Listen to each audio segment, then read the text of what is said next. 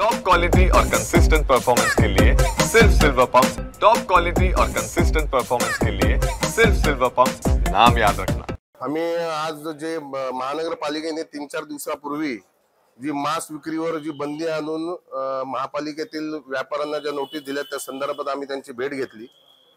महापालिकेमध्ये इतरही प्रश्न असताना वाहतूक कोंडी आज मला कल्याणपूरहून कल्याण पश्चिमेला यायला मला 1 तास लागला। रस्त्यांमधले खड्डे आहेत, कचऱ्याचा प्रश्न आहे, पाणी दूषितचा प्रश्न आहे, हॉस्पिटलचा प्रश्न आहे। हे सगळे प्रश्न बाजूला सोडून हे कुठले उद्योग प्रशासन करते आम्हाला कळत नाही।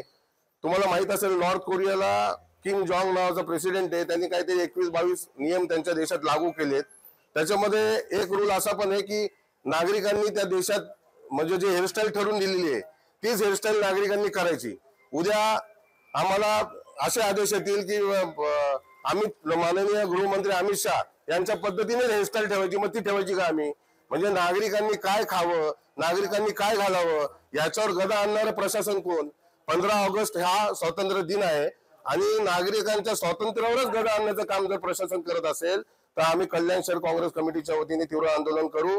माझं हिंदू महाकार्तिक समाजाचे जे अध्यक्ष आहेत महाराष्ट्राचे त्यांच्याशी बोलणं झालंय, ही बंदी तात्काळ मागे घ्यावी, नाहीतर आम्ही आमच्या पद्धतीने पोल्ट्री फार्मची गाडी आणू आणि कोंबड्या महापालिकेत सोडू किंवा महापालिकेच्या बाहेर मांस विक्री करू। हे आम्ही होऊन देणार नाही। ही जी लोकशाही आहे ही कुठेतरी धोक्यात आणण्याचं काम भाजपचं सरकार वेळोवेळी करते आणि असं कुठे ना कुठे कुठल्या ना कुठल्या जिल्ह्यात एखादं पिल्लू सोडायचं आणि नागरिकांचं किंवा प्रशासन त्या नागरिकांचं लक्ष दुसरीकडे वेधायचं, हे धंदे आता सरळ सरळ चालू आहेत। आणि या महानगरपालिकेच्या निवडणुका होऊन आज 5 वर्ष झाली, प्रशासनावर कोणाचाही अंकुश नाही, मनमानी कारभार या महापालिकेत चालू आहे आणि महाराष्ट्र शासनाचं महायुती सरकारचं अजिबात अंकुश या महापालिकेत राहिलेलं नाही। आपण जर बघितलं तर शिंदे गटाचे काही शब्द काढत नाही, भाजपवर काय बोलत नाही यावर। शिंदे गट म्हणजे भाजपच्या ताटाखालचं मांजर झालेले आहे, त्यांचे सर्व अधिकार काढून टाकलेले आहेत।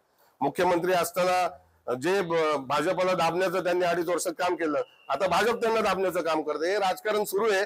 त्याच्यामुळे मला असं वाटतं की महापालिकेमध्ये लवकरात लवकर निवडणुका झाल्या पाहिजेत, तरच या प्रशासनाला जाग येईल। आता हे प्रशासन मनमानी कारभार करते, याच्यानंतर परत जर काय अशी भूमिका घेतली तर याच्यापेक्षा उग्र आंदोलन मी काँग्रेस पक्षाच्या वतीने करू। गुजरात पॅटर्न संपूर्ण देशातच चालू आहे ना।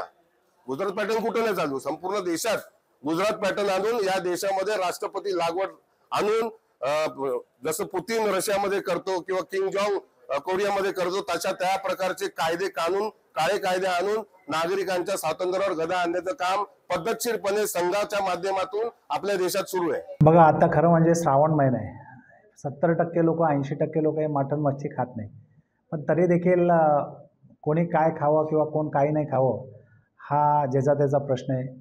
मला वाटतं महानगरपालिकेने असे सगळे निर्णय घेऊ नये जेणेकरून लोकांमध्ये एक प्रकारचा रोष निर्माण होईल। 70% मला वाटतं आपले जेवढे जे हिंदू बांधव आहे त्यांचा असाही श्रावण महिना असतोच, त्यामुळे असं सगळं करणं दरवर्षीप्रमाणे प्रत्येक स्वतःच्या मनानेच कोणी नॉनव्हेज खात नाही, त्यामुळे हा सगळा असा नव्याने निर्णय करणं योग्य नाही। बघा 1988 पासून जरी निर्णय असायचा पण असा निर्णय आधी म्हणजे एवढा कोणी लादला नव्हता। आता त्यांनी काढला जरी असेल तरी याच्यामध्ये महानगरपालिकेने त्याच्यामध्ये एक वेगळा दृष्टिकोन ठेवून याच्यामध्ये लोकांना जे स्वातंत्र्य आहे डॉक्टर बाबासाहेब आंबेडकरांनी कायद्यामध्ये जे स्वातंत्र्य दिले त्या हिशोबाने आपल्याला त्या पद्धतीने चाललं पाहिजे। शेवटी कायदा काय म्हणतो, लोकांच्या फायद्यासाठी काय फायदा असेल त्याला कायदा म्हणतात। तर जे लोकांना जे अपेक्षा आहे ते जर केलं तर मला वाटतं कुठल्याच प्रकारचा असे जे इश्यूज होतात ते हे होणार नाही।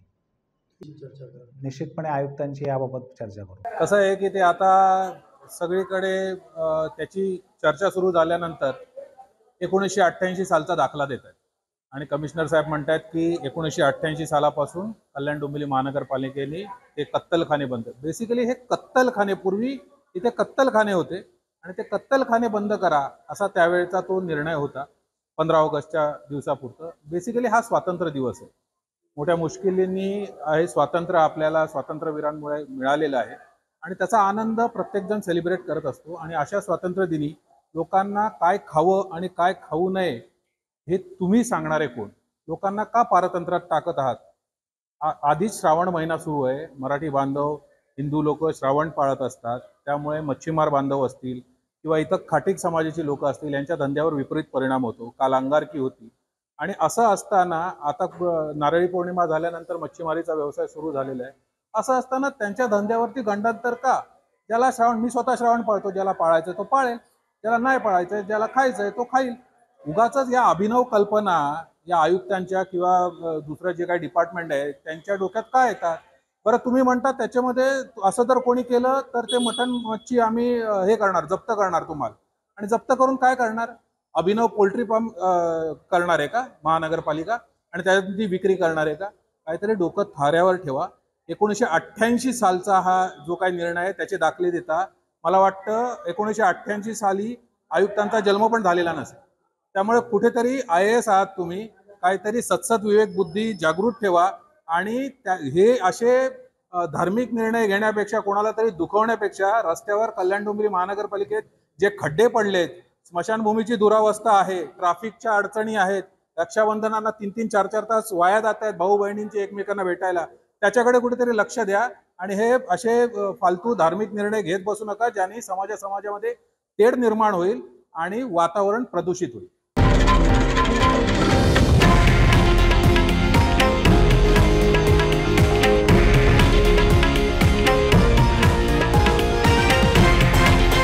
हे आहे देशातील नंबर 1 न्यूज नेटवर्क आणि आपण पाहत आहात TV9 मराठी, एकमेव.